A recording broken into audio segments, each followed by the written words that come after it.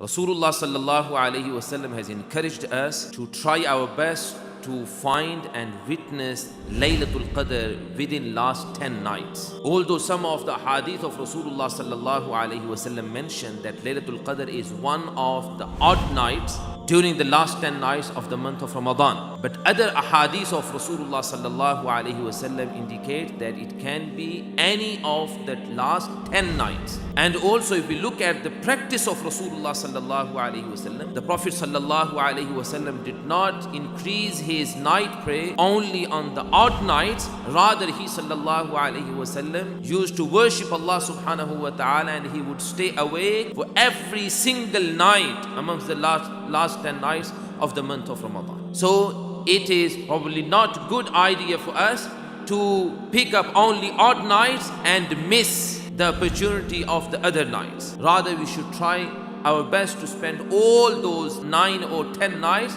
of the month of Ramadan in worshipping Allahul Jalal wal Ikram.